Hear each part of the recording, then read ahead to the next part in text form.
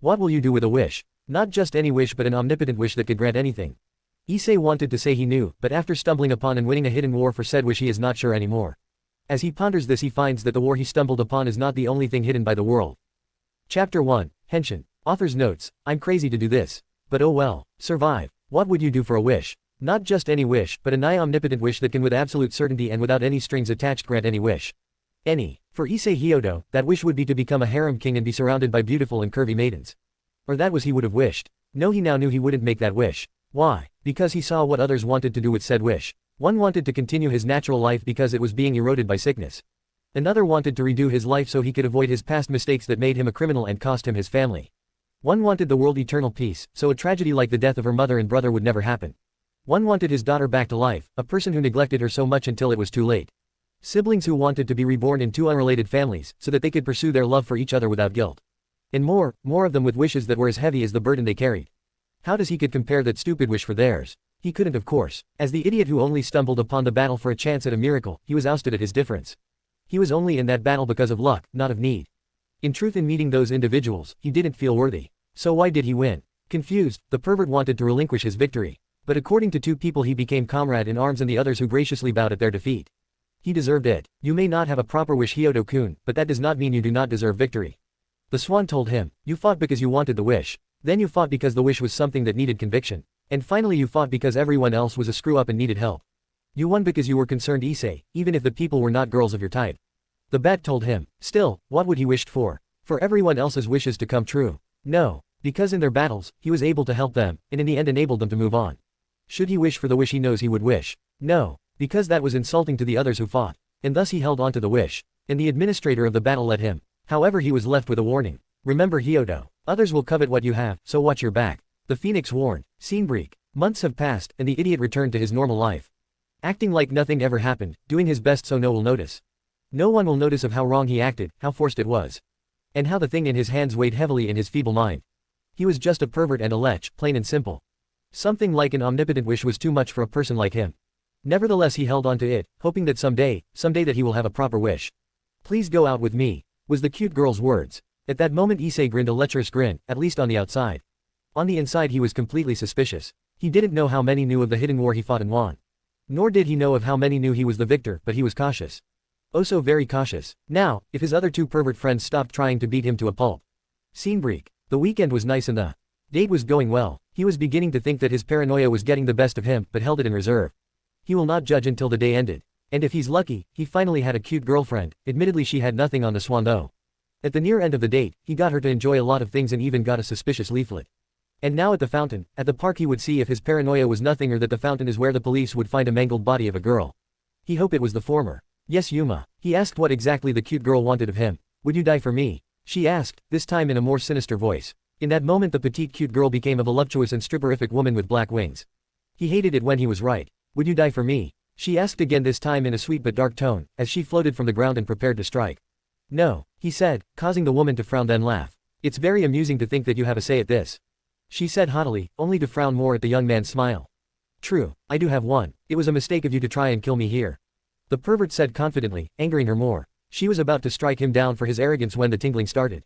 An odd noise that she could pinpoint where it came, until she looked at the fountain and saw a red metal dragon coming out of the water's reflection and bit her before dragging her inside. Issei grit his teeth, and drew out a familiar deck of cards and faced the reflective waters. Henshin, ch 1 of 12 next. Chapter 2, Encounter. Author's notes, Yusa tilde. Survive. When Rainier accepted the mission to kill a pervert because of his sacred gear, she thought that it would be easy. The guy was so simple-minded and honest that if she was a better person who would have felt guilty, she would have. But no, there was a reason she was part of the few that did the most dirtiest deeds for the fallen angels. True, they were fallen angels, but that did not mean that we're all complete and utter bastards and that they were as bad as the devils. But no, they were just people. People with their own needs and wants. Their own personalities and emotions. And because of that they needed to be protected. She did not know what the poor guy's sacred gear was, but her superior said he was a threat and to be eliminated and that what she would do. And considering what happened, well, they were right on the money. She didn't know what sacred gear could control a metallic dragon that bursts out of water. But considering all her light spears did nothing but made sparks fly from its metallic body without proper damage, it was very dangerous. The fight was getting tedious, as all she did attributed to nothing and she could easily dodge all the dragon's attacks anyways. They were in a stalemate and honestly being there made her feel weak and queasy. Still, it was not like the dragon would let her leave. Where is this place anyways? She asked as the whole place looked like where she was before. Except he was. This is the mirror world. A world that only exists inside the mirror. The voice of her target said to her. Turning, she was about to angrily shout and impale him when she found that he looked very different and very imposing. Wearing a red bodysuit under black and silver chest plate, glove and boots. The other glove being a draconic gauntlet with a similar themed helm that hid the wide red eyes. She cringed and suddenly felt fear. She just attacked someone that could very well kill her. She knew what he was, for who haven't heard the tales. The stories of armored heroes fighting the forces of darkness. Kamen Rider. She screeched as she began to float away from him. Yeah, I know. No need to scream though. He said calmly. I mean it, whoa. He dodged as the woman with black wings frantically threw spears of light at him. She's in to think we're getting to know much more about each other. Issei said to him snidely before pulling a card from his belt and sliding it into his gauntlet, all while running and dodging. Honestly, the woman had nothing on Zolda and his multi-beams and missiles of doom. Advent. Dragretter, who was forgotten by Rainier now commanded by his master, rushed to attack. The woman saw this, stopped her attack and dodged, only to get hit by the metallic behemoth's tail. Getting hit by her backside, she was flung forward and smashed face first into the concrete. Ouch, Issei muttered while cringing at what happened to the woman. Well, he did it, but to be fair, she attacked first. He watched there doing nothing as the woman slowly held herself up and coughed out blood, then gave a frightened stare at him before it changed into anger. You are an urban legend, she said slowly. I cannot win, but I have to stay alive. True, and honestly I can just let you walk away. Issei answered back, but I have no doubt that you would just attack me again if I did. Pulling out a card, the writer was about to finish the fight when. What's happening to me? The woman gasped out loud as sparks of light began to emanate from her body. Well damn, the writer did not hesitate on finishing her off now. You may not be human, but even you cannot stand here in the mirror world without protection for so long. The best thing I could do for you now is finish you off before something more unpleasant happens. Shoot vent. Dragretter flew to the back of his master as the writer drew back his armed hand. Intending to finish the woman off before she was claimed by the world of mirrors, Issei did not hesitate on shooting as a great blast of flames came from his dragon partner's mouth and engulfed the distracted woman. He couldn't hesitate as the last time he did. Well, everything got worse than it already was. As the woman screamed in pain and collapsed, her body twinkled and disappeared, signifying her return to the real world, in a burnt state though. Issei, however, was surprised when a blue ball of light came out and was eaten by Dragretter before he could say anything. What the hell? She was not a mirror monster, was she? He noted before shaking his head and leaving. Scene break. In the real world he found the woman exactly how he left her and in the place he expected her to be. So she's here, then what was that? She's no mirror monster. He got in close and found despite being nearly burnt to a crisp was alive, but just barely. Well, maybe because she's not human. Looking about, the young man cringed as he saw the blackness of the sky. Knowing that something bad would happen if someone stumbled onto her, he dragged the half-dead body so no one could see it. Then quickly made an escape. To his luck, his stunt of transforming in front of a fountain and jumping out of it along with the black-winged woman's was not witnessed by anyone. Previous ch2 of 12 next. Chapter 3, Problem. Author's note, Dude tilde. Survive. In the encounter between myth and urban legend, the urban legend won. He, however, was as merciful as advertised, and the myth, after regaining consciousness, was free to return to her home base. Both, however, learned valuable things. Scene break. In an abandoned and nearly derelict church practically situated at the edge of town. Rainier, the fallen angel sent to kill Issei, limped towards that particular building with her, Yuma, disguise on. Then again, it was not like she could fly, as beaten as she was, and she doubted she could ride a cab as a fallen angel. It would have been amusing though. But that would be stupid. Never thought I would see the day one of Black Ops Elite would hovel over after killing a target. But from the way you look, it looks like you failed. A middle-aged man with a distinct sharp goatee told her as she dropped her disguise and dropped flat onto the floor of the church. Oh, shut up, Danasik. The changes of orders were weird anyways, and upon attacking the target just revealed that he is on the permanent, no matter what happens, no kill list. She grumbled as the man helped her up and onto a nearby chair. He then went off and grabbed a nearby first aid kit that would enable to heal supernatural creatures like themselves. That list, huh? He said, while starting to bandage her burnt limbs. Still, I never thought the villainous of the Black Ops Elite to lose. I fought an urban legend and lived jerk. I was lucky that he was as the legend advertised. Good thing too, because I doubt I could beat him. She told him as she cringed for every bandage she took. Besides, you know, that's my coping mechanism for this dirty job. Same as your cigarettes. He shook his head amused. Looks like the crummy orders are finally biting us in the ass. He admitted, now a scowl adorning his face. True. The surveillance of Hyodo, Issei was going fine and nothing was found that evident in him going berserk or becoming a threat, and yet we get an order to kill him. She said with venom, shaking her head all the while. And before that we are forced to house that damn. Her body nearly shook with rage as she remembered that monster of a human that despite them being a Black Ops team made them look like demented killers. And not only him but some other crony nut job rejects as well. At that point she had her arms up in frustration and then frantically put it back down when it hurt. Again the man mending her shook his head at wry amusement, though it did not last considering what they were talking about. I know. It's why I had Calawarner and Middle to shadow the loon and make sure he doesn't get even more overboard than he already is. I admit that I'm surprised that the police haven't shot him on sight yet. I mean, there's a manhunt for that idiot right now. He snarled at that. And worse. He stopped for a moment and gave his comrade a set of papers. Our new orders. Rainier took a moment and read. And as she did, she became so surprised by how stupid the orders were. What in hell is this? Sending Asia Argento to us. The girl who knows no wrong to house with us. As we also house that madman. I know we take in those rejected by the church, but this does not make any sense. Heck, we're even ordered to kill the girl and take her sacred gear. Heck, why isn't she headed to the neutral Sakura church? Ganesiku stepped aside and started puffing his cigarettes, watched as his comrade in arms ranted, knowing full well what she felt. He didn't know what was going on with their higher-ups, but was sure of one thing. Someone wanted to screw them over. Scene break. The urban legend meanwhile had reached his home, called everything a bad dream, and woke up the next day like death creeped over him. This worried his parents since they found the boy was finally shaping up. Still, he assured them that he just couldn't sleep well and that he would be over it with coffee and some rest. Unfortunately, it all got worse when he got to school and was bugged by his two idiot friends. He was lucky he was also friends with resident troll Kiryu, Aika, who enabled him to have his moments of peace as her father was their home teacher, giving him leg room to rest. Amusingly, it was a fact that was envied by the rest of the class except his two idiot friends. In fact, more so with the male half, because despite Aika's sharp tongue, she is a beauty. Issei was just friends with her, of course, something the female half found odd that Aika was not averse on having the pervert as a friend. Then again, Issei knew of their teacher and his wife's habits to avoid getting real close to her. Heck, her father's name was Kyujin, which meant madman, and her mother was named Maho, which meant witch. And they were both loons to him. This was then further exacerbated with him being their teacher. And lastly, the most amusing thing to some of them, noticed that the two were best friends. Odd thing. PSSTTT. The girl called out to him, causing a bleary-eyed Issei to focus on his friend.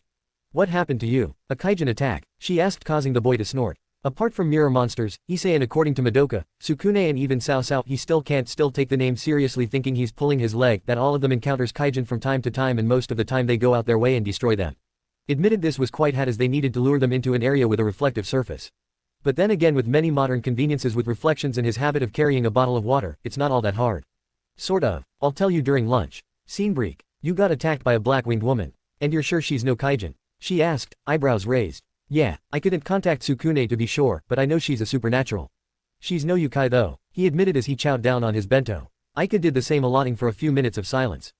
Sorry, I don't know either. I'm good with writer-related stuff, not the supernatural. I could ask mom though. She admitted, making Issei just nod. I know. I researched myself and the only thing I got was a headache. The idiot admitted. Actually, I'm going to the Sakura church later and see if Madoka is going to be there.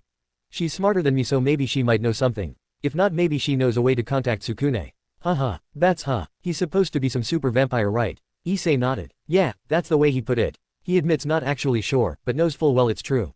Well, I guess that's that. Sorry for not being to help you much in this, Issei. The girl admitted, annoyed that she really did not know much about the topic and was annoyed that she didn't follow in her parents' advice to know much about it. No problem. Just helping get rest this morning is enough, he said to her, smiling. Let's hurry and finish. I think the next class will start soon. Aika smiled an evil smile. Scene break. Things went normally from there, well, somewhat, since they had a weird encounter with two of the great ladies of Kuo Academy, who smiled and waved to a very confused Issei and a scheming Aika watching at the wayside. They didn't saw her. Apart from that, Issei had a normal school day and ended with him making his way towards the Sakura church, where he should find Sakura, Kyoko, and hopefully Kanami, Madoka. It was amusing really, as he and his cohorts frequented the church either during down times or troubled times, or both. To the point of Kyoko's wayward sheep lamb speech had a grain of truth to it. He sighed. Lately he was troubled by all sorts of things that he couldn't do what he wanted. Then again, what was he truly wanted? Ever since becoming a writer and then winning the Mirror Writer War, Issei's simple life of perversity have turned completely upside down. Heck, now that he thought about everything about his perversity is all talk lately. It was weird. Then again, his life was in danger most of the time, where he had to rescue some poor guy or girl, or my life sure became complicated. He lamented as he dipped his head in despair. Yeah, it did. A voice agreed with him. I know. I wish it went back to simple. He pondered. How? Again a voice asked him. I don't know. May. Finally realizing that he was talking to someone he didn't even notice, he turned to find Sao, he shouted, earning a bonk to the head. Oi, turn it down, people are looking, idiot. Admonished, Issei turned away and scratched his head while blushing in shame. And don't shout it like you're a character from the Musou games. The man known as Sao continued. Well, sorry. Still, I'm surprised to see you here, Snake. The idiot admitted, considering the last he heard of him was that he moved to Matakahara, much to the disappointment of his guardian. Yeah, well, it's not. I'm not allowed to roam wherever, dragon. And what's with the hefty thinking? I've been pulling you to avoid people and vehicles for a while. Again the idiot blushed in shame. Sorry. I guess the latest incident in life is making think all sorts of things. Eyebrow raised, the other guy wondered what could have made the pervert act like that. So what's wrong? He sincerely asked. Not here. It's about, like Sukune's. Realization hit him and nodded. Alright then, Hyodo. Lead the way. Scene break. Welcome, wayward lambs of God. This is a place of it's just you. And that's a new face you have with you there. The red-headed nun, with a piece of chocolate in her mouth, muttered, seeing the somewhat smiling face of Issei and amused Cao Cao. Well, whatever, get in and into the workers' break room, as I don't want proper worshippers seeing your unsightly visages. The nun continued snidely. Oi Kyoko, don't be like that, we're friends, right? Issei defended lamely, causing the nun to sigh. Yes we are. But that doesn't mean we're that close. Now get in there and maybe I'll brew you tea or something. The nun said snidely, causing Issei to sweat drop. He was used to it, of course, being exposed to Kyoko for a while made that happen. To Cao Cao this was new. You know, for a nun you're not bear with it or leave. Okay. Count Cao Cao just followed Issei and shut up. She's not quite friendly, is she? Oh, she is. Madoka said that she's just quite shy about it. Oh, so she's a soon. I can hear you too, you know. That made them shut up in turns as an annoyed-looking Kyoko stared at them. Listen here, dork. Unless you're proper worshippers or someone making donations to this lovely church, I ain't obligated to be nice to ya. Also, you're lucky I even let you loiter here. Now get to the break room or I'll throw you out like yesterday's thrash. The nun shouted at them very threateningly. Yes ma'am, Seenbreak. She's quite a handful, Cao Cao muttered as he sat on a comfortable chair right before an elegant round table with Issei sitting right across him. Yeah, I know. Heck, she only became friends with me because of Madoka, so she's mostly Madoka's friend. But she's rather nice once you get to know her, Issei told him, causing the guy to instantly snap back. So she is a tsundere, Cao Cao declared with a wide smile. Yeah, and the idiot admitted in defeat. Silence pervaded the room by then, just in time for Kyoko to drop in and put a platter of tea and sweets before leaving. Was that normal? Cao Cao asked. Yeah, me and the others have been hanging here for a while and she does that pretty much all the time. He then took a cookie and started munching away, while Cao Cao, who knew the extent of how the church worked, was rather amused. Another thing he noted to the list of things he was wrong. So, we're now where it's safe to talk about you know what. So what's wrong? Issei nodded and began to tell him what happened to him the other day. And I'm glad I met you today because I know you know much of Sukune's status and know that you might know something about this. Indeed he did. In fact, he knew all too well, but considering his former views he wasn't going to jump into half-baked conclusions. Especially how odd the whole thing was. Indeed I am, which is why I'm confused. What you encountered was definitely a fallen angel, but it was rather strange that she tried to kill you, he said while he sampled the tea and found it good. He wondered what blend it was. It is. Then what would she usually would do? Cao Cao drank his tea while thinking. Then finally nodded. Mostly nothing. If anything, she would have asked for you to join their research groups, as Azazel, the governor and leader of the fallen angels' current work is just that, the research of sacred gears. Issei nodded. Also, I'm surprised they let you off that easily, although since you're hanging around a church makes them unable to touch you. How so? Well, it was then Cao Cao's turn to regale things as he explained about the angels, the fallen angels and the devils.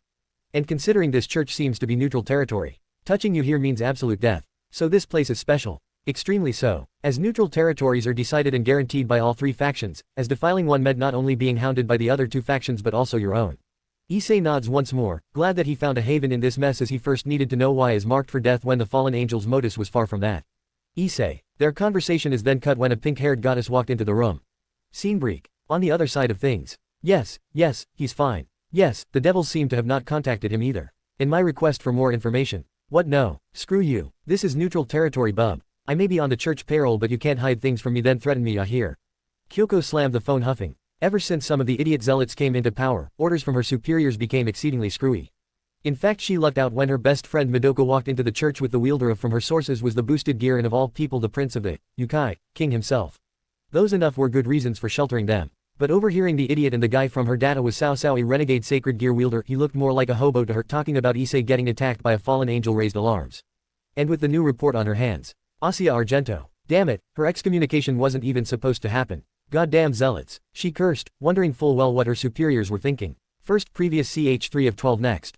Chapter 4, Asia. Author's note, here's part 4. Survive. Sakura. Kyoko drummed her fingers on her office table. Funny thing, she has one considering how young she is. Nevertheless, she has one along with the title and responsibilities that comes with it. And honestly, it was one of those days. One of those days when she didn't like being the one on top. On her desk were the files belonging to one Hyodo, Issei, and the other to Asia Argento. Issei's problem was easier to deal with, thankfully, for as long as he hung out there at the Sakura church, then the only way the fallen angels would get to him is by taking all of them, literally all of them, to charge the church. It comes with the neutral territory policy. It was a headache to be sure, as even with the guarantee of the safety and the backing of all three factions. The decision of managing such an area and putting personnel on it was mind-numbingly painful that the three factions decided that each make some and put people on it and then leave it at that. Sure, it was a lazy way to do it, but it works. And now that leaves her with the problem of the nun who was absolutely not supposed to be excommunicated. And yet she was, because some idiot decided he was an ass and got it to happen. The whole Christian system is in an uproar because of that. The zealots were saying, look, she's not a holy maiden, she's a witch. In fact, healing a devil is heresy. The moderates were, no, she's not. Out religion advocates forgiveness even to our enemies. Devil or not, it was right for her to do so. And the whole shebang exploded at that. In fact, while she could see the point of the zealots, it does not help that they were absolutely wrong. Heck, the church is now purging stupid idiots left and right, and even the highest clergymen were being hit. It helps that those guys were stuck in the "we only forgive humans" mentality that was obsolete since the near extinction of the dead apostles. Heck, the only ones the church knew that still existed was Zeltrek and Altruge. And they kept to themselves these days. Well, now the point is that Asia should still be a nun and shouldn't be excommunicated, and damn, this is annoying. Kyoko snarled and kept drumming her fingers while eyeing the folders on her desk. Wait a minute, hey, this is perfect, she shouted in joy as she reached for both folders. Scene break. Issei woke up in a daze. He was still groggy, as in all honestly he couldn't sleep. Yesterday Cao Cao filled him and Madoka of what his predicament was and the few steps they could make. So for now all three of them are hanging together at the Sakura church. Not that it was bad. Cao Cao was far from the bastard he was during the old days, and the beautiful Madoka is always pleasant company. Now that he thought about it, Madoka was always his most frequent companion, even during the Rider War. He scratched his head. No matter what the maiden says, he still feels like he's wasting her time. She was an elegant and beautiful maiden, so refined and graceful. He honestly feels overwhelmed by her. And yet she still hangs out with him and gets angry whenever he asks why. It's not like I can say no to her either, the idiot admitted to himself. Introspection over, he got up and got ready for the day. His meals in the morning were brisk, to be truth. It was a habit that he developed during the Rider War. That and waking early as well. He learned that being in bed doesn't mean the mirror monsters would wait for you. It doesn't help that when that happened he was half asleep and in his sleepwear. Sukune smacked him for that one, and he couldn't face Madoka for a week without her dropping into giggling fits.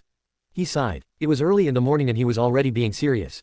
What happened to his perversity? Shouldn't he thinking about? Ah crap, he muttered as reached inside his bag into his phone that was doing the laughing Supaidaman ringtone. Honestly, he didn't know why he'd let Sukune put that in his phone, then again the laugh was amusing. Hello. Yo, Henteman, I'm surprised you managed to pick up immediately. I kinda thought you would be still snoring or something. The sarcastic remark of one Sakura, Kyoko told him from the other line. Sighing at the jab, he answered back. Sorry, but I'm an early riser, or at least I am now. I am associated with Madoka and Sukune after all. He could actually hear the nun snorting at the other end. Again he ignored it. Yeah, well, an idiot pervert hanging out with a regal prince and elegant goddess, kinda out of place, don't ya think? The nun laughed and the young man sighed. Well, at least you're doing something to improve yourself. Not that it'll do you good. The nun laughed some more, and honestly Issei is getting annoyed. Kyoko, are you just calling to get a laugh at me this early morning? He asked, his annoyed tone showing through. Yeah, sorry. I'm calling to ask a favor, she said all too seriously. What kind of favor? Now he was curious. Kyoko, for all her faults, was very good at her job, especially when there were no actual priests in the Sakura church.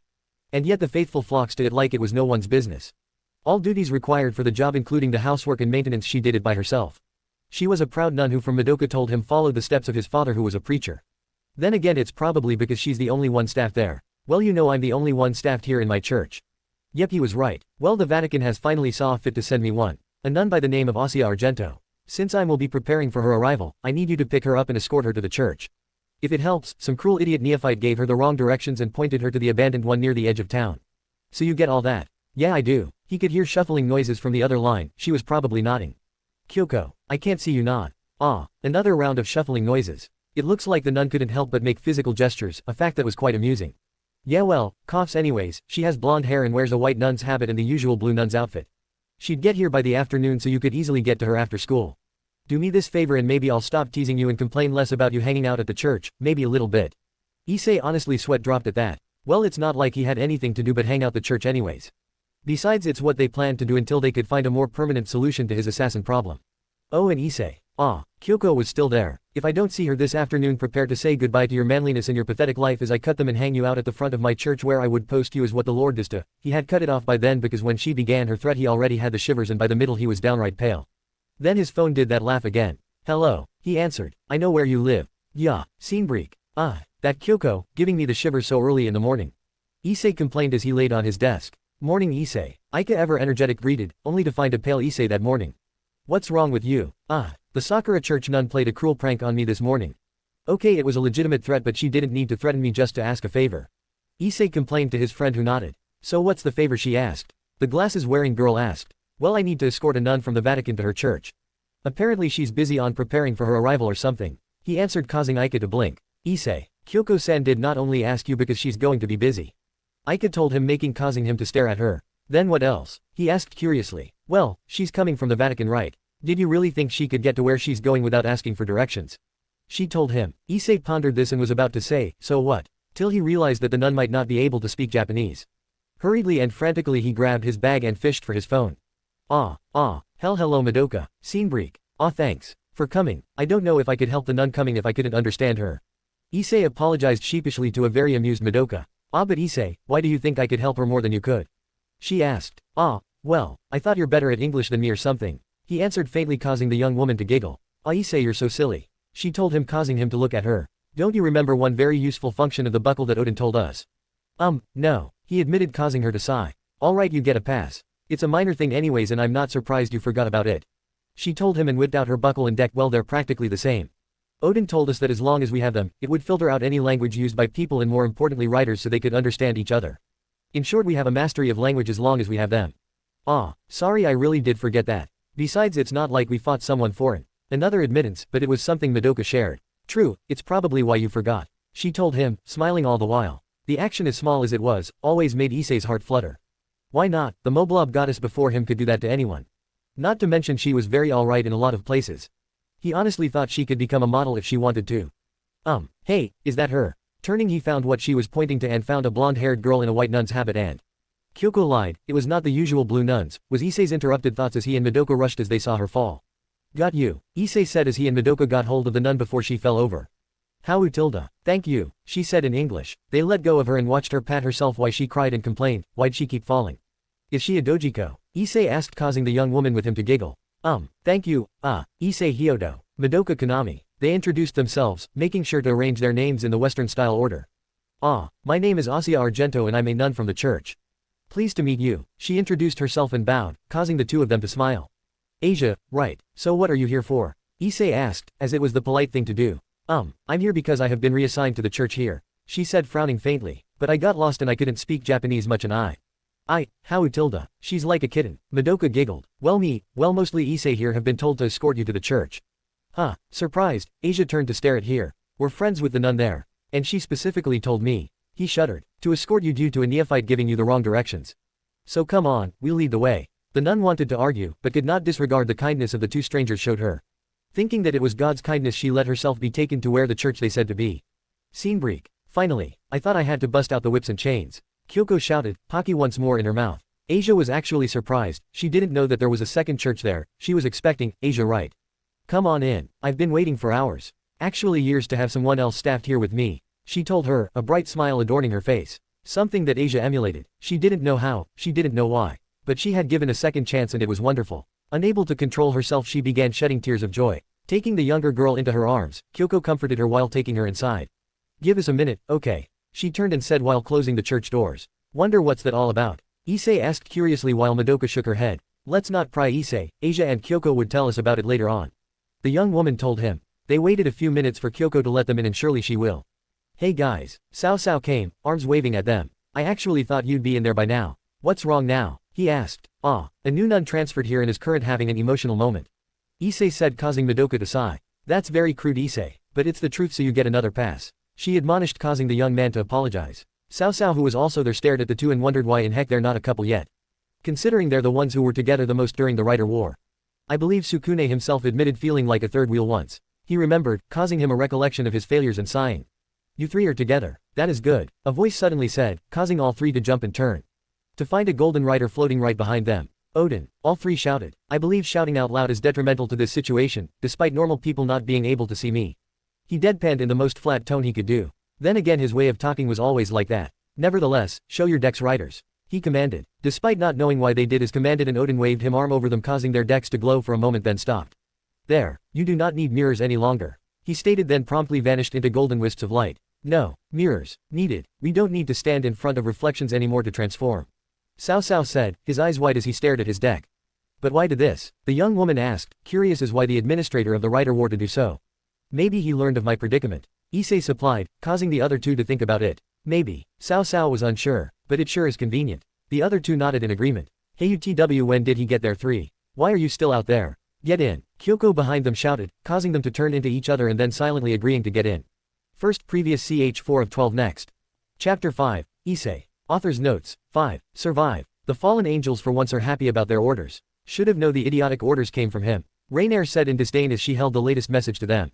Kokobil the war freak. The idiot who does not realize that when we go into war again, we'll perish indefinitely. Danasik said from where he stood, his back against the wall while reading the latest paper. Damn moron is messing up the chain of command and is currently Mia. Not a good thing honestly. The woman noted as she drank her morning coffee. By the way, where's Midelt and Calawarner? I sent them to escort the nun before the bastard priest could. Nothing good will ever come out of that. And as he said that, the two mentioned women came in. Empty-handed as well. Good news everyone, shouted the childish Milktelt while the other one, the ever-silent Calawarner snorted. I don't see the nun with you and it's good news. Donasik asked, a little incredulous to Midelt's little announcement. Ah, but she's safe. She got taken in by the Sakura church before we got to her. The twin-tailed blonde told him, causing him to chuckle. Well, that's a relief. I must admit I don't think much about the place due to it having only but one person in its staff. The man admitted as he continued his morning read. Not to mention she's a nobody. So I kinda wonder what kind of nun is she? Midelt asked. Scenebreak. Achu. Kyoko sneezed incredibly loud. Ah, the morning sneeze. Are you alright, Kyoko-san? Asia asked mostly in English as the girl has still yet to properly grasp the Japanese language. I'll be fine, she answered back in perfect English. As an agent of the church, and mostly the caretaker of a neutral area, Kyoko was naturally versed in multiple languages including English. So how are you? Good. The blonde answered, causing Kyoko to chuckle. Alright then, help me with the groceries so I can teach you the language faster as you'll be schooling soon. She told her, causing the girl to blink. School? She asked unsure. Kyoko nods and puts an assuring hand over her head. Don't worry about that, dearie. I'm sure a certain idiot would be there anyhows. Scenebreak. Achu. Issei sneezed, rather loudly, causing the class to turn their heads to him. Sorry. He apologized and the class went back to normal. Aika and his two pervert buddies snickered in their seat while the blushing Issei held his head down. Scenebreak. At lunchtime, an annoyed-faced Issei sat with Aika at the rooftop eating lunch like they always did. Just one sneeze. Just one. I'm just human, he complained as he swung around his chopsticks in emphasis. His infamy was really bad, just one simple like that made the whole class stare at him with weird eyes. Aika's father made it worse by giving wide smile and a thumbs up. He swore the Kiryu family is a family of frickin' trolls. Are you regretting being an infamous pervert now? The glasses-wearing girl teased, and laughed as he directed his scowl at her. Oh come on, I'm not that bad anymore. I haven't even done anything perverted recently. The writer complained, frustrated at the whole thing. Aika made a mysterious and evil smile at that statement but did not make any comments, instead watched the writer angrily chomp down on his food. It gave them a few minutes of silence before her friend asked an odd thing. Hey Aika, he called out, forcing the girl to divert her attention from her food. Yeah, what is it? She asked, wondering what was on her mind. Well, Professor Kiryu once said that he and your mother came from Europe, right? He asked, a curious question really. And, she really didn't know where she was going with this one. You're not really of Japanese by blood, are you? Aika blinked, then nodded. Yeah, I'm not. What about it? She still didn't see where the conversation was going. Was this Issei's attempt at conversation? Nothing really. Aika chuckled. The boy tried, really he did. But she wondered why her heritage was the one he picked as a conversation topic. You need more chat topics, Issei. While I do not mind talking about my heritage, that was a very weird and clearly very poor pick.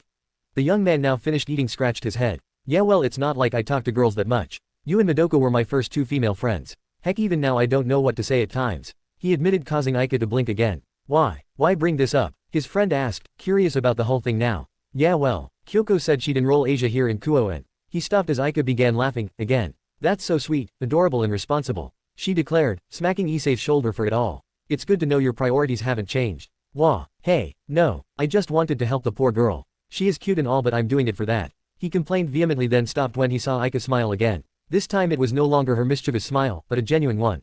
You've really changed, Issei. You're far from the perv that came to Kuo so he could peep on girls.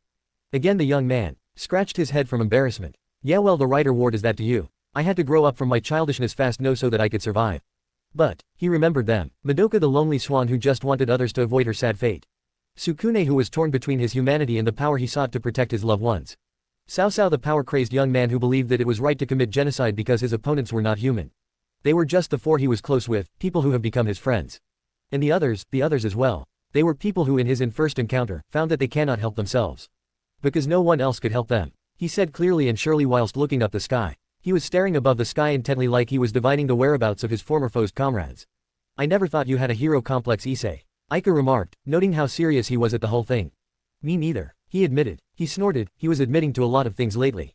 So, Asia's the next target, huh? Issei nodded. Yeah, she's a shy thing, not even able to speak Japanese well. And with her looks she will have a difficult time. He noted and frowned. Well, I speak multiple languages, I could probably help with the language barrier. But the shyness, well, that's gonna be hard work. Issei smiled. Aika, for all her mischievousness, can always be counted on when needed. And in fact, sometimes when not. Thanks, Aika. Let her be the one to thank me, Issei, not you. Scenebreak. Honestly, Hyodo, thanks for helping Asia. Kyoko thanked the writer as he brought with him materials from school in which Asia needed to sort through. No problem. It's the least I could do. The young man told her as he laid the books and even some notebooks to the table where Asia was getting tutored by both Madoka and Kyoko, with Cao chipping in from time to time.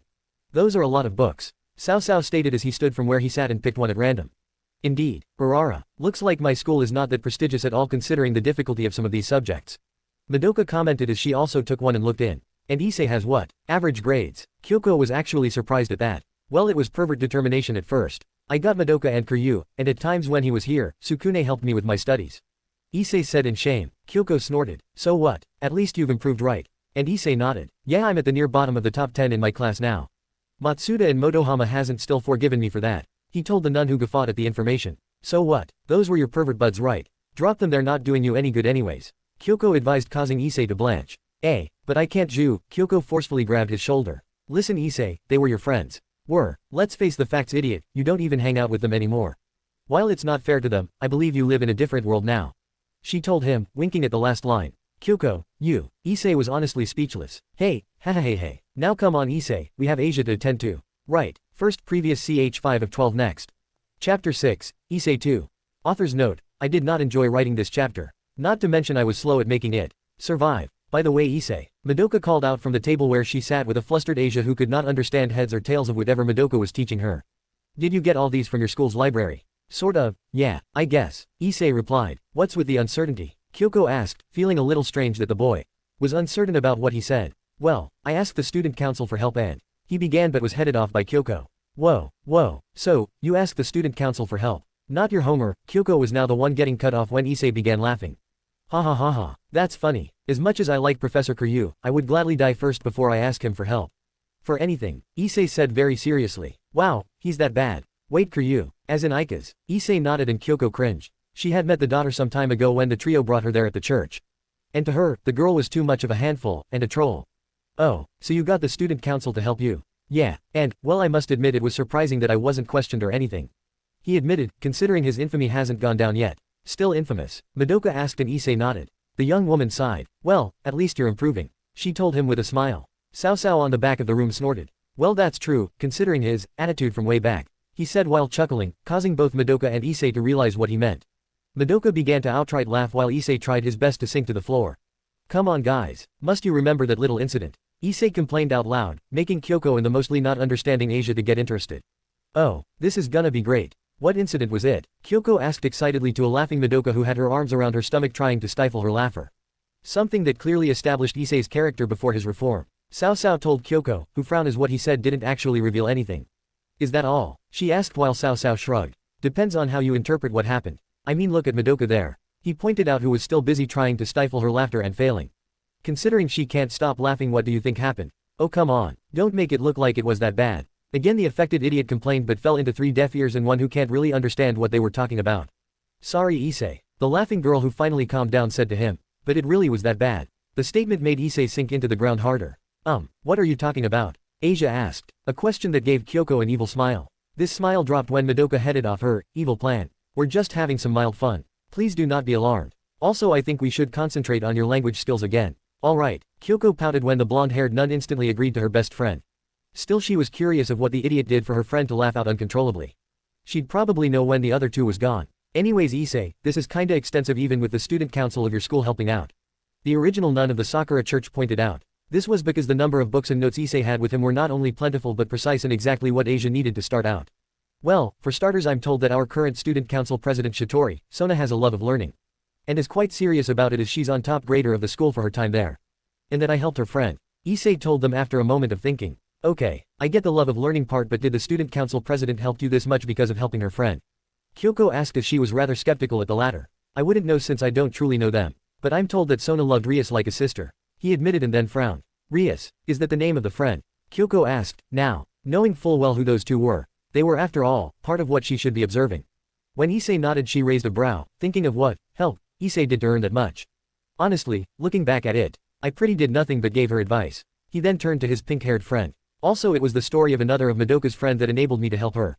Story of a friend of mine? She asked tilting her head cutely. She pondered about it for a minute, then thumped her right fist onto an open left palm. You mean the one I told you about Sayaka? On what she did to get out of her engagement too. The pink-haired maiden's eyebrows twitched.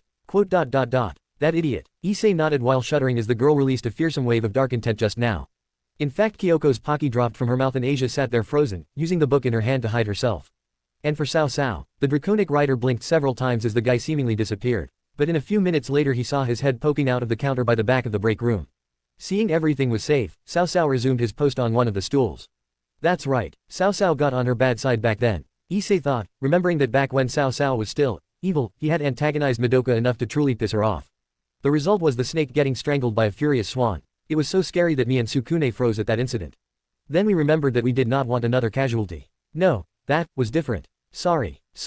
Madoka apologized, busting Issei out of his reverie. I think we should resume our studies. Okay. The blonde nun nodded, rather uneasily though. Kyoko sighed, and draw another Pocky from the box from her. Where is she hiding those? Issei thought. Damn it Madoka, I told ya not to release your wave of terror in the church.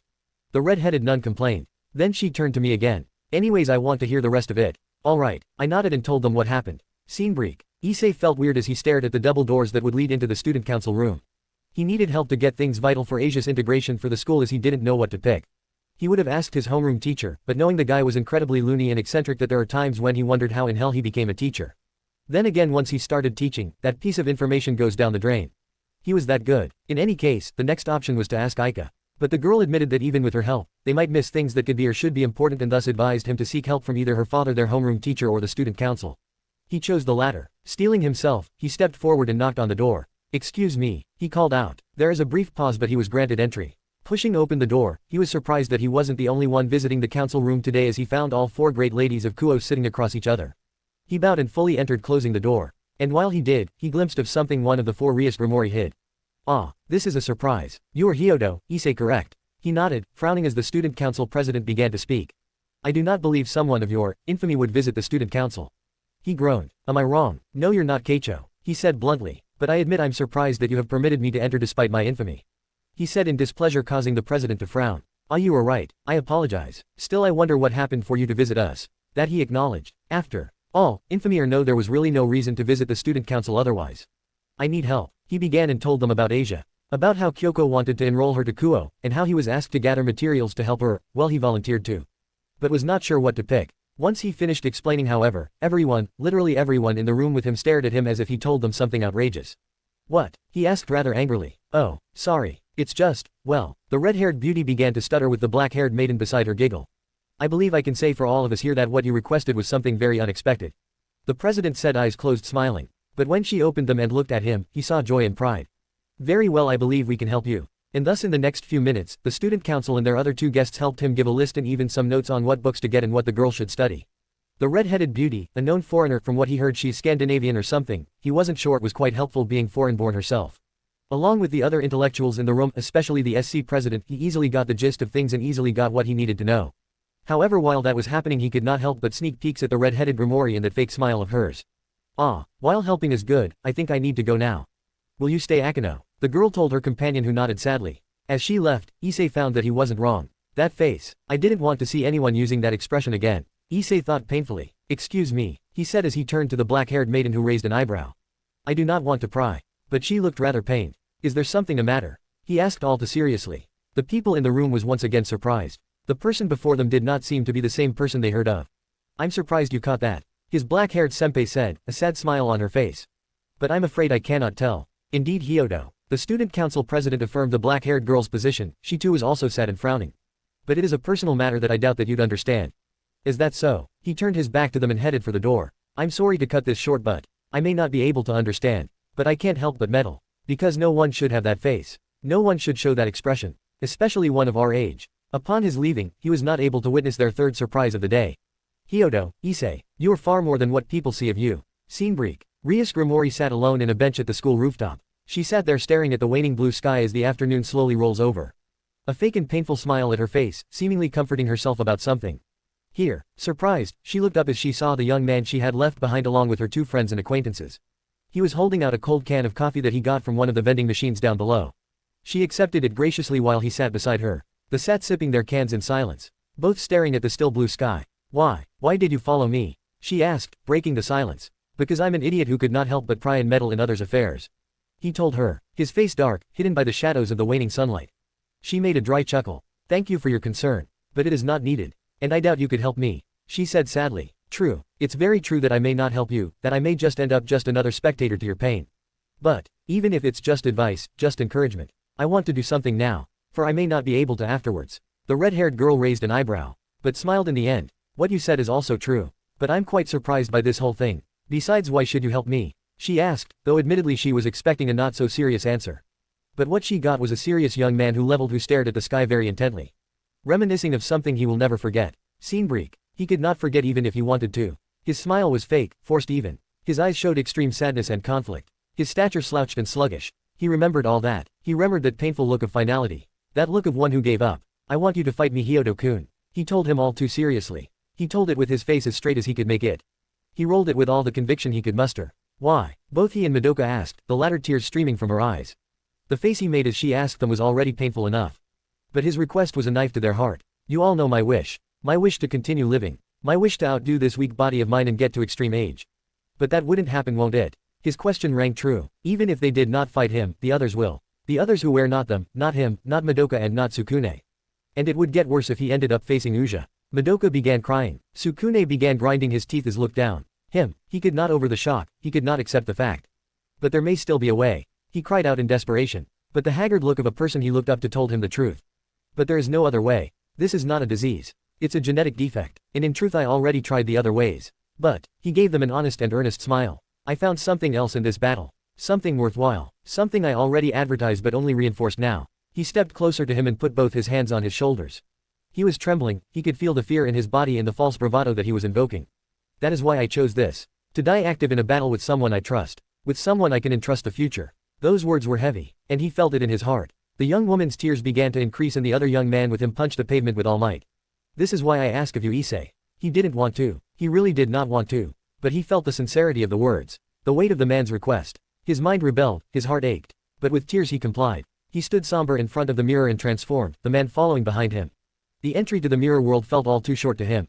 As in minutes he was already facing the green and silver warrior, his gun already at the ready. He could no longer speak, only act. Shield vent. He was the first to move, shields flashing as he grabbed them. Rushing to the man before he began to shoot. Nicely done, Hyoto. The man complimented him as he also made his move. Shoot vent, shoot vent. The attack was announced twice, and he was instantly faced a heavily armed man with 3 cannons on his person. 2 on his shoulders, and 1 giant of a gun he carried with his hands.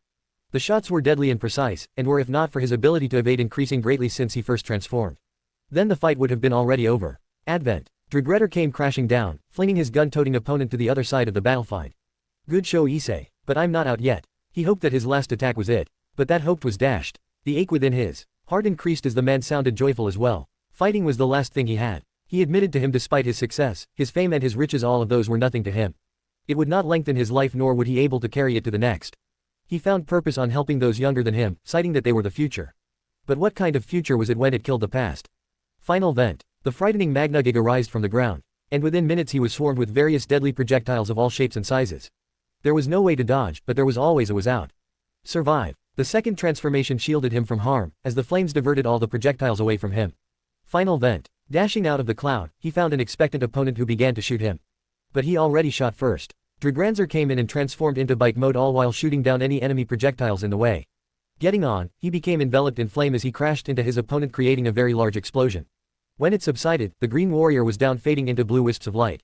Finding victory bitter, he rushed outside into the real world and found a storm waiting. There Madoka was sitting beside a broken man with Sukune kneeling by his side as well. He rushed over as well. Thank you, Issei, he said weakly. All 3 youths were crying at this point as the man breathed labored breaths.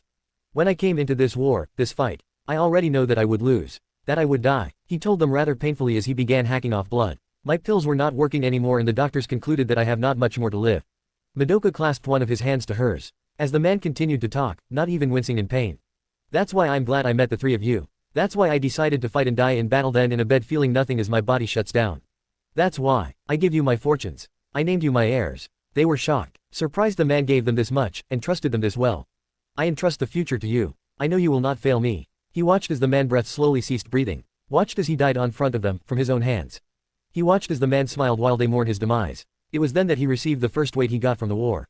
The first cross he had to bear. And that was the first, and the last casualty of the Rider War. Scene break. Rias was stunned at the seriousness in his eyes conveyed. I need no reason to help someone in pain, he told her. He did not just tell her, for some reason he conveyed all his feelings on the matter with just one look. It was a surprising thing to find from one of the so-called biggest perverts of Kuo Academy. No, this young man before her was not one of those. Seeing him like this, seeing this person before her made her trust him. And then she began spilling her worries and problems to him. Her attempts at getting out of the hole her father and brother dug for her. To escape the grasp of the man who was not only vile, but saw her nothing more than her name. I like my name. I like being a grimoire. She told him. But there are people who sees nothing but that. They don't see me who is front of them. They see a person idolized in their mind and false image that many have created. It was why I love it here. He listened as the beautiful young woman poured her problems onto his person. How a single betrothal had begun compromising her way of life. How a sick man thought he was entitled because he was born rich. Some parts sounded fake, but he saw that there was no reason for the young woman to tell the whole picture. What he got was enough. Everyone has their own crosses to bear. He began, saying a statement Kyoko often said when she discussed what she could share about the problems of people that confess to her. At times, it's best to drop that cross when it truly becomes a burden. He sighed, remembering the times where he were just a simple pervert whose problems were his grades and ways how to perv on women. Drop my burden, she asked rather curiously. Madoka, a friend of mine once shared to me a similar story. Of how her friend was forced into a marriage she did not like. Of how that incident was slowly stealing her freedom, her happiness. She found that cross too much to bear and did something no one would ever do. Rias leaned closer. She denounced her family, her name and the life given to her. She took refused in friend's home and had the law cover for her. She won. But she was uncertain at that. At how that story the young man said ended. She loves her family, and her name like you do. But at that point she felt that she valued her own freedom than the shackles it entailed. He told her as he leaned back and watches the now changing sky. You told me what, you almost did, to escape that fate. But it wasn't enough. In fact it wasn't extreme enough despite you saying so. The pride you have for your family is the one bringing you down and that pride will surely sink you to the fate you despise. He shook his head and stood up. It is not like me to say this, but think about it Grimoire-senpai. What do you value most? Your freedom, or the name that binds you? If your family truly loves you as you say, then they'll surely see things your way. He left, leaving the contemplating Rias behind. First previous ch 6 of 12 next. Chapter 7, Issei Hyodo, Kamen Rider Ryuki. Author's note, I could have used someone else. But Razor proved to be a convenient punching bag to illustrate how badass post-season Ryuki Issei is. Besides from what I know about first appearance Razor, it fits his persona. So there, survive. That was sound advice, though it really is a bit extreme. Kyoko noted as Issei finished his tale. Both Madoka and Sao nodded. I'm glad Sayaka's story helped, but, when you saw her doing that face. You remembered him didn't you? The pink-haired goddess asked with a sad smile. Issei slouched and nodded. Yeah, he said, a little depressed. Madoka nodded again, she too looked a little down. Him, the other three asked, Asia curious despite not understanding everything. Zolda. Issei answered curtly, his head looking up that his bangs shadowed most of his face. Madoka did something similar by looking down. I see. Sao was not that familiar with the man, but he did know something about him. And that was Issei was the one to finish him, by request. He did not need to be told how hard it was both of them, not for the three of them, with one of them not being there at the moment. You have my condolences. Thanks. Issei smiled a sad smile. Glad at the Sao before him, and glad for the condolences he brought. Remembering the first time he confronted him of that fact, he used it to piss him off. Now, Zolda, that's a weird name, Kyoko told them, in which they agreed much to her surprise. Yeah it is, but it is only the name we know him by. Issei lied, knowing full well the man's name, along with Sukune and Madoka. It's just mouthing the name would cause a commotion, and he doubted that Sao would want to know considering the face he was making. He was probably upset on how he insulted the man. One thing is for sure. If there was anyone who, convinced, me of changing, it was him.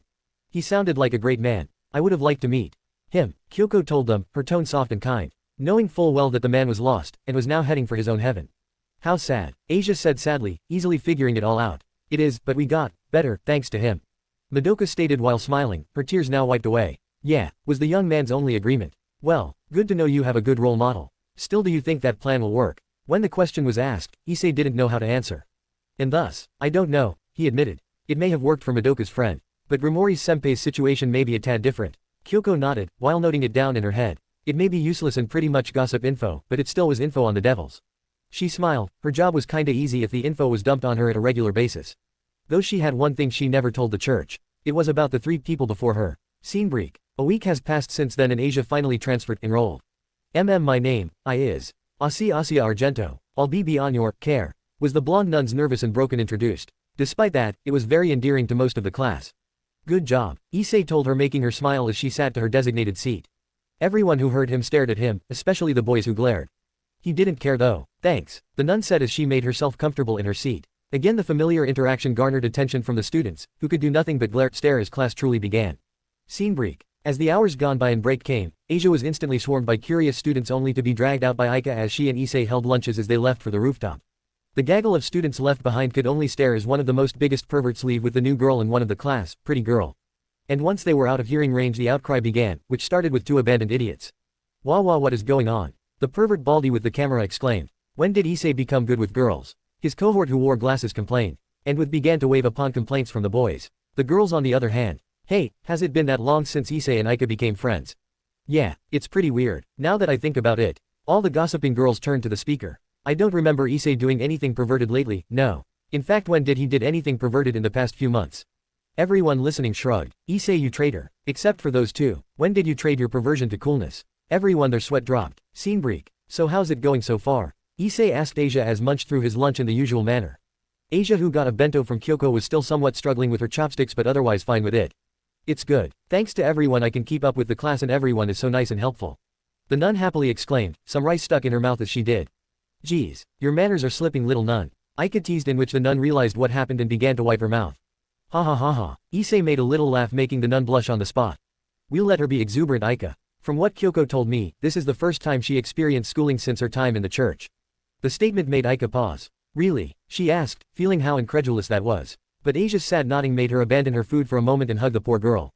Ah, thank you. Again the nun expressed her appreciation byt words and by blushing furiously. No problem, Aika said, really excitedly, standing up with hands on her hip and all. The action made Issei feel a little bit nervous. I for one will help you get the full high school experience. The statement made Issei sweat a lot. Ah, really? The innocent Asia unfortunately did not know she was walking into a trap. Yes, Tilda, it will be fun. Hey, Tilda. Aika's evil smile was bad enough. But Issei swore he saw the word troll flash through her eyes. So, intervention was necessary. Ahahahaha. That's nice and all, but I'm taking Asia to the student council and the occult research club so she could thank them properly. And I need to take her to the church afterwards, so sorry, we'll be busy. Issei hurriedly excused, causing the glasses-wearing girl flash a mischievous glint through her eyes. Oh, that's too bad. She smiled evilly, before turning it down to one of her genuine smiles. Just make sure she gets back to the church, okay? Oh, and I'm taking her home with me so I could properly introduce her to Dad. You know, since he's our professor and all. Again the mischievous glint was there, but a trip to Aika's home was mostly harmless. Well, mostly. Alright, Issei nodded. He was not Asia's guardian, but he's sure Kyoko would clear her for that. Thank you, Issei, for helping me. Asia once more gave him thanks. No problem, I would have helped even if. He shuddered and swore he heard Kyoko laughing evilly just now. Kyoko didn't ask, followed by nervous laughter. Confused, the girl shrugged while Aika did and continued eating. Scene break. Alright, once more, the young man felt weird as he stood in front of the student council room. This time he had a nervous nun with him as well. Considering that he and in extension, she owed them one for helping her, it was proper that she gave them thanks. Come in. It was the voice of Shitori, Sona, the student council president. The same person who invited him in when he knocked the other day. Sorry for intruding. He once more apologized as he and Asia went in. Looking around he saw familiar faces, and not so familiar faces. The tiny first year he assumed she was with silver hair and deadpan expression was not familiar to him. The blonde youth he knew. He was Kiba, the prince of Kuo, though he knew nothing much about him. Also there were a few girl wearing the student council armbands that was not familiar to him, also. Well, thank you for the update. I will come by later. The silver-haired maid her never seen in his life said and stood up and walks their way. Bowing to each other as a sign of respect, the young man and the blonde nun watched as the woman leave and walk away. The young man could swear that the woman's stare lingered at him for a moment and smiled before leaving. Or was it his imagination? Or maybe his perversity was coming back. Nah, who was that? He inquired, interested as why someone like that was even there. That was Rias' sister-in-law. His senpai, the lovely Himahima, Akino told him, causing him to blink in disbelief. She laughed at the expression on his face. Ah, that's the usual reaction. I assure you, despite serving as a maid, that woman is pretty high up in the family hierarchy. Indeed, she is. Sona agreed, being calm and cool as always. In any case, Hyodo, as it's good to see you again, I'm not sure why you're here. She trailed until she saw the nervous nun behind him. Ah, so is that. Yes, this was the person you helped catch up and get into this school. He then moved and softly pushed Asia forward. My name is Asia Argento. She said, bowing. I thank you for helping me. She said rather cutely and nervously. This earns a few giggles and a load of smiles from the people in the room. It is no problem, the student council president said, she herself rising and helping Asia to a seat. Tsubaki, the vice president, did the same for Issei. So how are? Issei smiled as the shy Asia answered all of Sona's questions rather animatedly. Like Kyoko said, school was good for her. She's a cutie, Issei. I thought you were just helping her. But seeing her, his beautiful senpai teased, in which the writer just sighed. This is one of the reasons I did not look help from Professor Kiryu. Issei said flatly as he made himself comfortable, seeing that the student council president won't be done soon. The people who heard him chuckled. Looking about he realized something. I don't see Grimori senpai anywhere. That's because she's taking refuge at my family. Sona told him from across the room. It seems that your meddling had borne fruit and she finally got her freedom. Indeed, we owe you a lot. Kiba beside him, told him suddenly. I don't get it, the writer admitted, while the ones in the know chuckled. We're just grateful. The tiny one in the room softly muttered, with the rest of from Issei knew was the occult research club nodding. Let's just say, with you helping Rias you helped us as well. Akino told him. Indeed, we owe you now. Kiba affirmed, confusing Issei more. Don't worry about and just accept their thanks Hyodo. The student council told him, causing him to shrug. No problem, I guess, the young muttered uncertainly. Well, with that said, if you get into any trouble just call. Kiba told him assuredly, as if. Don't tell me the asshat that would have became Rias. He began, a hand on his head annoyed at the circumstances. Indeed he is Hyodo, but I would not be nonchalant about it. The student council warned. What is he? Some spoiled rich boy that would try to have me gunned down? He asked snarkily. While that was dangerous, he was not worried. Transformed or not, he can escape through mirrors and no money can buy the asshat protection when he knew the chief of police in the area. If it were only that. Akino sighed and shook her head. Seriously Issei, believe us when we say that he's bad news. Alright, if you say so. He said, but in truth he knew full well he could handle some spoiled idiot. After all, what harm could someone like that do? Scene break. A few more minutes of chatter and Issei and Asia was on their way. But before they could leave, Sona the student council president herself hailed them down intending to talk with him. Seeing that it seemed to be serious he let Asia wait for him by the gate. What is it Kaichu? He asked, wondering what else was needed to be said, considering he was literally forced to take in their phone numbers just in case something happened. Though one had to admit some of them were beauties and cuties. Well here he thought he lost all of his perversity, or maybe that was just him being a guy. Must be the latter. I couldn't say in there, but I wanted to thank you. She said smiling. What for? He asked. Apart from helping his red-headed senpai, he didn't know of anything else he did. Well, I just realized something that was said but was not seen. In your aiding of my friend I finally saw that. She said, remembering how her sister went off on Surex decking him and his father for the poor treatment of Rias. True they were good to her, but the blatant stupidity of the arranged marriage angered her sister enough to give the two men a pounding they wouldn't forget.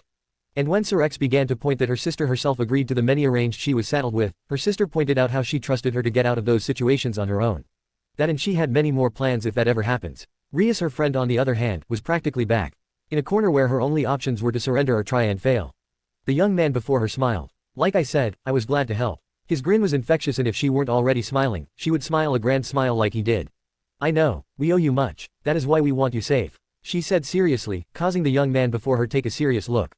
Don't worry, despite how I look, I'm rather strong. He told her confidently. That strength, do you believe in it? Do you believe that it can overcome even someone like him? I assure you Hyodo, he is no run-of-the-mill rich kid nor is he a common thug. She reasoned, but she only got a confident smile. Do I believe in my strength? He asked. -0. Issei, I believe in you. -0. Issei, the strength you have, thank you for sharing it with me. -0. So, this is the strength that should have been mine. The strength I have forsaken for being so foolish. -0. I entrust the future to you. -0. You are indeed strong Ryuki. Stronger than one could make it in battle. -0. That confidence, that stupid confidence, is something me and my sister needed. -0. More than you think, the young man told her, remembering more and more the voices of those he aided. Of those he fought hand in hand and blade to blade. Those who he became friends. Those who became his comrades. I am a dragon that heeds to no one Kaichu. Was his last words to her. Her surprised face, at his declaration never left his mind. After all, someone like him, never should be like that. Scene break. Taking Asia back was easy. As the Sakura church was not that far. And in those confines he would mostly have fun and leisurely waste the remaining daylights with his friends. However, he wouldn't today. Come out, I know you'd been following us for a while. He said threateningly. From out of the trees by the wayside came out a tall short-haired blonde man. He was wearing what seemingly pricey clothes with an open dress shirt showing his chest. From his sneer, the rider could easily guess who this prick is. So you're not completely stupid as you look. He said mockingly. Unfortunately worm, you meddled into things you shouldn't have and cost me something that shouldn't have been mine. Grumori senpai is not a thing to be owned you prick. He said, snarling furiously at the arrogant bastard in front of him. He was familiar with the type, after all Meitu, Shinji the idiot who thought he could parade as Odin was one. Arrogant, self-centered and thought that he was entitled for anything because he was born rich or the like. He paraded around trying to trick the riders to kill each other futilely as everyone could see through the shoddy copy of the administrator. In the end he met his demise in the form of his benefactor, Bujin Gaim, who they only knew as Gilgamesh, the guy from the oldest hero story. You can talk weakling but I assure you, you will be pleading for mercy when I'm done with you. The blonde arrogantly sneered at him. Then let's do this, but not here. The rider cautioned. He didn't want Kyoko, Madoka and especially not the innocent Asia to find him out there trading punches with the idiot before him. I'm not stupid. There is a clearing where we will be hidden over there. There I will beat you to the ground human. Ignoring the comment he let the thug lead the way. Scene break. Okay we're here, the rider announced and as he did he dodged a powerful punch that nearly felled a tree. Indeed, now I can freely grind you to dust. His opponent said arrogantly sending another fist at him. Unfortunately for him, that punch was easily countered by Issei who delivered a skull-crushing blow to the face. After the rider war, Issei never let up on his fighting skills and enrolled himself in a dojo where he learned karate. And later he also studied kendo, judo and even archery. Which was a good thing because the mirror monsters were never truly wiped out and every now and then kaijus that were surely not mirror monsters was encountered, enabling good use from Issei's newly learned fighting skills. His opponent clumped down and squirmed as he held his face. Issei's punch was solid and he put a lot of force into it. Don't underestimate your opponent, bastard. You might be surprised at what they can do. He lectured before turning around. Only to stop as the bastard began to laugh. You were right about that. The blonde shouted as he rushed for another blow. Dodging, Issei was surprised when he found that his opponent has an unmarred face. Suspicious, he countered the same way, this time putting more force to it. He put enough to knock an opponent cold for several days. Again his opponent fell and held his face while writhing in pain. That enough sent Issei forewarning that his opponent was more than he seems. You worm, this is enough. Quickly losing patience, his opponent immediately showed how he was by throwing a fireball at him which he quickly dodged. Damn it, you're a yokai, he exclaimed, causing the bastard to laugh. Don't lump me with those losers. Dark bat-like wings appeared on his back. I am devil. Then flames began to emanate from his body. And more importantly, a phoenix. His opponent, finally fed up of him, began throwing fireballs left and right. Fortunately his opponent wasn't really even trying to aim at him. What? Not even bothering to hide this fight, he said, saying it in between a taunt and a question. I don't need to. I just erase the memories and the evidence. Starting with you. Showing that his opponent really did not care anymore, the bastards throw a giant fireball intending to really kill him. I guess I really need to show how good my word is. I'm glad one weakness of the system I use is corrected, he thought as he drew out a familiar buckled deck of cards. Unseen by his opponent thanks to the fireball he threw, Issei, his left arm up pointing onto the sky with the deck in hand while his right was closed and was at his waist. Henshin. Quickly he threw his left in a semicircle and attached the deck to the belt that appeared on his waist. Once it slid, the air shimmers before shattering, several giant shards of glass appearing in the air. One of them abruptly slams into him, shattering into pieces before turning into blazing flames. When it died, there stood an armored hero. With the transformation hiding him from the flames, his opponent arrogantly smirked only to find in horror that the weakling he sought dead stood defiantly safe and now in armor. And from his appearance, what? But you're just a tail, he stammered before regaining his composure. No matter, I'm still stronger than you. And with my ability to heal you can't beat me. The blonde shouted very fanatically, not bothering to heed the voices in his head to retreat and call it quits. He refused to give up. Not even at the face of a legend. Thank you for reminding me, Issei said blandly before pulling out a card with a broken mirror on it. Confined vent. The card activating, a sound of a mirror breaking can be heard, but nothing else. The arrogant blonde laughed. Is that it? Making sound effects. You're a joke after all. Convinced it was nothing, the devil threw another ball of flame at the armored rider. Issei just shook his head. You're a fool. Everything has a use, the rider said. Finding that in stress, his opponent just went with what he knew. Considering he said himself to be a phoenix, Issei thought that the arrogant bastard only won any battle with his opponent giving up as he constantly regenerated. And seeing that his 2 punches could knock out and break the faces of even the toughest bancho, he knew he had to use an ace. The confined card given to him by Odin shut down Bujin Daim's ability to throw large amounts of blades at them, and thus he knew the card wouldn't fail him now. Thus, he would finish the battle now. Final vent. In the end, you underestimated me. I am Kamen Rider Ryuki. And will not be defeated by the likes of you. He roared as Regretter appeared from another giant broken mirror shard that appeared from the air and roared.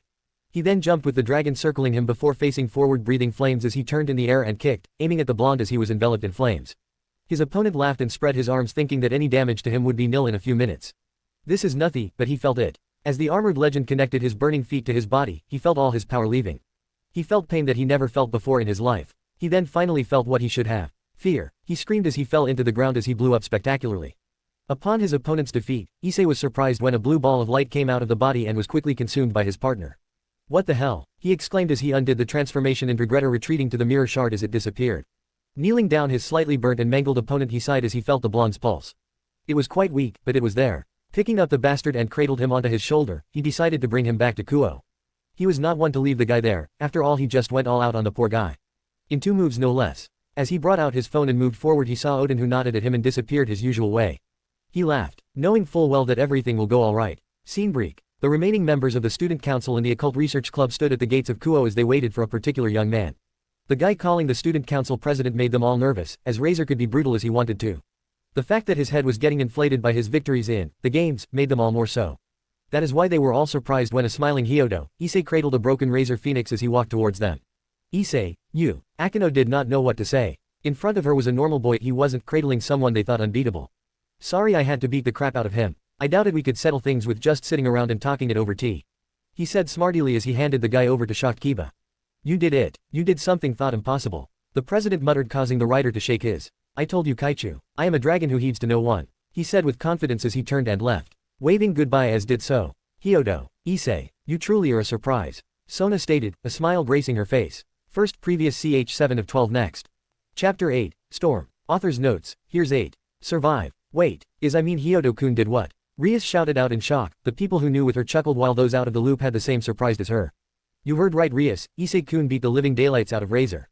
Akino said while chuckling. In fact, Razor himself looked rather burnt. I wonder he actually did to the arrogant bird. The black-haired bombshell asked. It was the question of the day honestly, how could a human beat someone like Razor? A devil with the power of the phoenix. It is surprising indeed, but Hyoto's words give us somewhat an idea. Sona told the group, her sister beside her as they chatted on what happened. Oh, what did he say so tan? Sona's sister asked, curious to what the boy said. He said that he is a dragon who heeds to no one. Kiba answered, curious about the young man. We've been eyeing him ever since he dropped the suggestion on you, but we never saw anything that indicates that he has a sacred gear or anything supernatural. Church, the small silver-haired girl said, interrupting him. That's right, he mostly hangs out at the Sakura church some ways off of Kuo. He's not part of the heavenly faction and he's definitely not a church agent. Rias nods at her knight's report on the interesting young man she owed a favor thanks to his small suggestion. But considering what he did later on, her favor just got considerably bigger. A dragon, eh? That was something gutsy to say, though we don't know if he knew the significance of saying that. Sona's sister commented. And it was true, dragons were powerful creatures that all three factions respects and fears. Two of them were very notable, being known as the heavenly dragons for their power. Perhaps Issei holds one of the Longinus. Sona theorized, her face down staring at nothing. She went deep in thought. I don't know about that. But when I went to the Satan's meeting, the guy sure did a ruckus. The sister, Seraphal Leviathan, one of the 4 Satans of the current underworld, stated as she chuckled. After all, Razor was no pushover. In fact, from what I heard, he was muttering things like dragon, armor, legend and fear. Dragon, armor, legend, perhaps I'm right, the Grimoire said while nodding. But Seraphal shook her head. I don't know, because we actually sent people there to assess damages, erase mines, that sort of thing.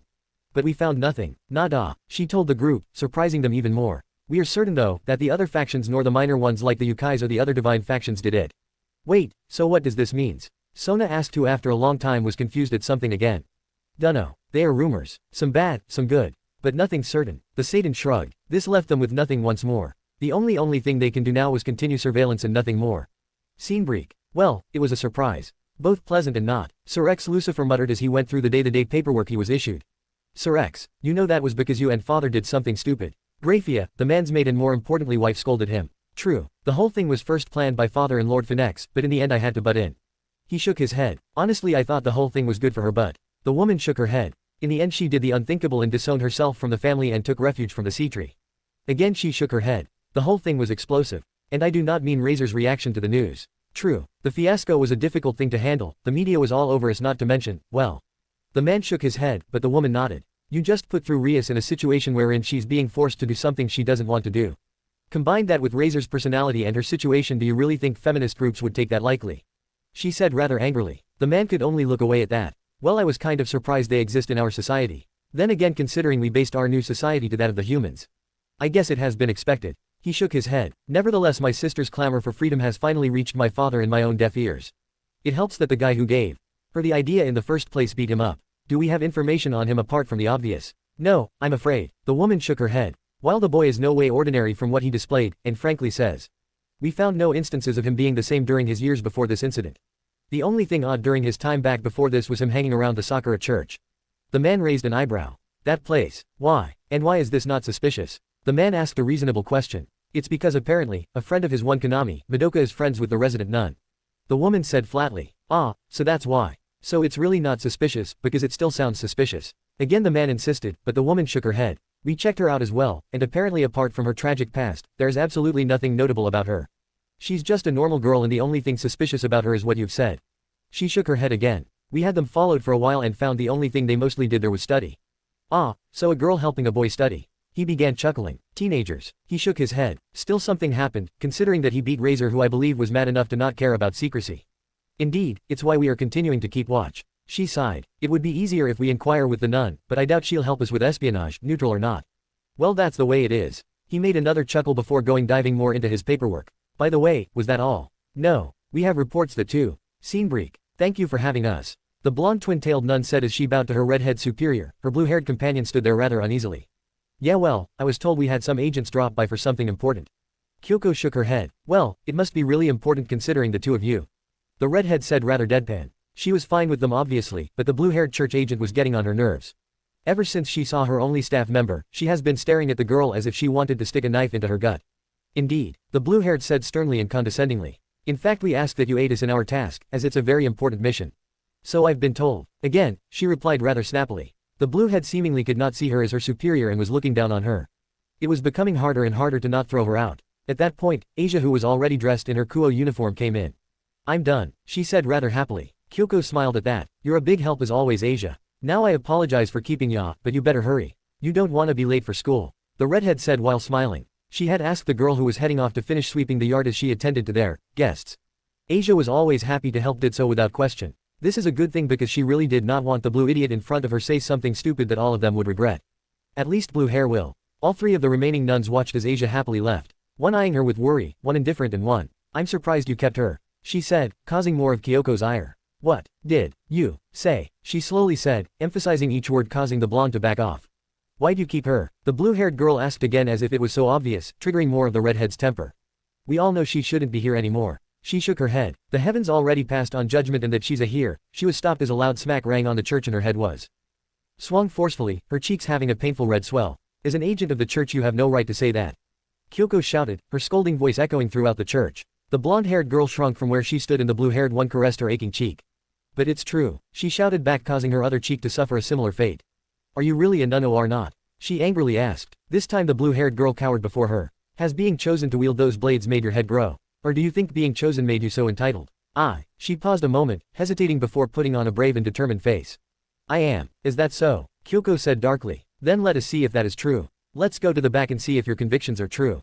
Scene break. Xenovia, apologize. This is madness. Irina begged her partner, who already had changed into their battling form. No, we have to let us show how seriousness this is. Not only because of the witch, but because of how things truly are. Xenovia told her in all seriousness, truly believing the things she said. Irina held down her head, following her partner to what to be a beatdown. Scene break. When they arrived at the spacious training ground hidden behind church grounds, they saw a magnificent sight. Standing tall and proud were their young superior, still dressed in her nun's habit and robes, with the only change is the beautiful silver spear in her hand. It's a marvelous thing, looking more like a decorative piece than one of combat, with the blade having intricate curving designs. And lastly, was the chain connected to its shaft by the other end, which cradled a heavy weight dangling all the while.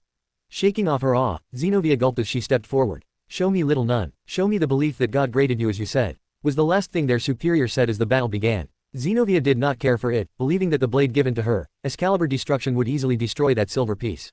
She was wrong. The shaft of the spear held, worse the chain swung to her back, the weight that dangled on its end crashed into her back, badly injuring her. Then as she staggered, her superior elbowed her side, followed by another slap to one of her already red cheeks. Her hands fumbled and the blade slipped out of her grasp as she continued to stagger from both the elbow, the side, and slap to the face. Kyoko did not attack at this juncture. Stand up and pick up your blade. No, better yet, use the other one so we shall really see if that entitlement of yours is really something. Their superior said sternly and assuredly, making Irina think that the beating she thought was not for her, but for her partner. Her partner, on the other hand, was stubborn and picked up the fallen blade. Snarling, she rushed forward for a slash, only to find her blade getting blocked once more. Why are you surprised? Going here meant they told you about me. Or could it be that you were part of the idiots who thought that they were about the teachings of God? Their superior said rather darkly. No, I'm just right, the blue-haired girl wanted to insist but stopped by the stern glare. You were right because of what? Because they gave you the blade in your hand, her superior asked, who at the same time manipulated the chain attached to her spear to grab the blade into her hand, flung it into the air and onto hers. The blue-haired girl watched as her superior easily swung the blade without any consequences. How? The blue-haired girl asked, wide-eyed. Irina, herself in a similar state. People like you are nothing special, she said before throwing the blade back. Ask Asia to heal you since she's a student in Kuo. And one last thing, remember that God taught us to forgive any and all transgressions, no matter how many times. Now leave. Finishing her piece, the two was left alone in the vicinity. The blue-haired girl stared at the blade in her hand in wonder. Scene break. Damn it, I may be the boss of this place, but the paperwork for that little stunt would cost me weeks. Scene break. We got our orders, Calawarner said as she handed the papers to Rainier and Danasik. Finally, I thought this order would never come, Rainier said happily. Tell me about it. A few more days babysitting that bastard and being forced to clean up his murders was getting on my nerves. The only man in the group said in disdain, remembering the hardships and the pain he went through as he to bury and read the rights of the unjustly killed. Same, Calawarner said as she looked down, thinking of the same thing. Still, it's quite troubling since the bastard suddenly disappeared for a few days, leaving the other idiots behind. Rainier shook her head. While they were no more murders, him vanishing like that does not ease my mind. Hearing that, the other two thought for a second, only to be interrupted by their fourth companion. Guys, we have a problem, she said worriedly as she held up her hands, an invisible shield of light blocking her from being impaled by the standard light exorcism blade many priests used. Oi, what the hell is going on? Danasik angrily asked, having pulled out and crumpled his cigarette on the process. We have no further need of your services. The one in front of Midult said, a crowd of murmurs echoing behind him. We will use our own hands to achieve our salvation. Yeah well, we're sick of being your babysitter, he said as he threw the crumpled cigarette at the mad priest. As it flew in the air, it steadily burned into a large white flame that engulfed the man, turning him into cinders. Kill the bastards. That's our orders, Rainier shouted as light gathered at her hands, turning into spears. Spears which she used as blades as she began to cut down the mad priests. Die, Calawarner said flatly as the light in her hands acted like a whip. Elongating and bending to her will, she easily cut those who intended to hurt her. Woo, Midult used a different tactic, firing balls upon balls of light, raining down on her foes. Not surprising since she was a fan of a certain bullet hell game and hoped that one day, the great Yukai herself would whisk her away to the great eastern fantasy land. Within minutes, all their opponents whittled to a small but were still quite a number. Well boys, it was a good show, Danasik snidely said as he shook his head. But did you seriously think you weaklings can beat us? Oh but we can, a voice answered, turning. The fallen angels found one of their other target. And in his hands were two swords. Two swords they recognized. Well damn, that's something you got there, Danasik said, grinding his teeth. His other comrades did something similar. The idiot could not get those blades in a short span of time, nor could he actually take them from where they were in the first place.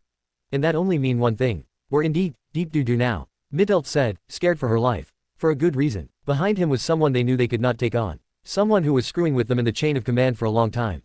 That someone happened to be Kokobile. Scenebreak. Madoka sighed. The gossip on her class ended up with her having a boyfriend or not, a thing while she did not mind ended up in outrageous proportions and often led to odd things. It did not help that all girls school or not, being popular meant having admirers. And worse if those admirers were. I'm glad Homurane stopped a long time ago, she muttered dejectedly as she sped her work so she could get to the church where Kyoko, Asia, Issei and Sao Sao would be. She snickered. She could not help but do so, considering that her friends were in different paths of life and were entirely far from personality. Kyoko, the somewhat cocky, straightforward, Tsunere nun that was her best friend. Issei, the confused, kind and hot-blooded only seen in writer form cute boy who seriously forgets about certain things. Sao Sao, the enemy-turned friend who traded his smugness and hard-headedness to become easygoing and lazy. And finally Asia, the cute endearing blonde ditz that made you want to take care of her. She sighed, remembering having friends like that back in middle school, but all of them moved away. Kyoko of course became the nun she is now, and more importantly graduated a long time before them. Sayaka the mermaid returned to where she truly belonged. Thankfully Sukune was there in school with her. Hitomi and her family moved to Kyoto for some strange reason. And finally Homura parted ways with her as she acknowledged her independence. Made worse since at that point, her family was gone. But in doing so, made her into a writer and met her current friends. Still it would be nice to see the other three. Again she sighed. She was confused, and her brain was tangled enough to think of those things. Being popular sucks at times. The pink-haired girl muttered as she continued her walk, only to pause at the sound of rustling from beyond the sea of trees just beside her. As a writer, things like that often meant either an attack, somebody getting attacked or some trouble or other. Either way, she had to check it out. Going into the trees, it did not took long for her to find 4 people. 1 man and 2 women and someone at her age in various states of injury as they bled and writhed in pain from where they slumped. The most important thing though was the things on their backs. Black wings. The man noticing her, inched his fedora up to uncover his face and gave a pained smile. You're that girl, friends with that kid, he said rather painfully. Rushing to his side, she turned him over and grimaced as she saw how bad his state was. Do not talk. You're making your case worse, she exclaimed as she fished up her phone. The church, call her, was the last thing he said to her before losing consciousness. Same with his 3 female companions. Scenebreak. Where's Madoka? Issei asked as she saw Asia alone in the church. Not here, same with the redhead, Sao Sao said as he came in from the workers' break room, showing that he was there for a while. Issei turned to the blonde who shook her head. Madoka-san called and Kyoko rushed. She told him as she went ahead and swept the church floor. Shrugging, he and Sao Sao turned to each other as they were about to discuss something about his sacred gear when the church doors flew open. Turning, he saw his missing friends cradling 4 figures. One of them was very familiar. You, Issei shouted as she pointed to the wounded woman who was barely conscious. She smiled and winked. Yes, me kid. Sorry, but we. She turned to look to her comrades who was cradled by his friends. Need your help. First previous CH8 of 12 next.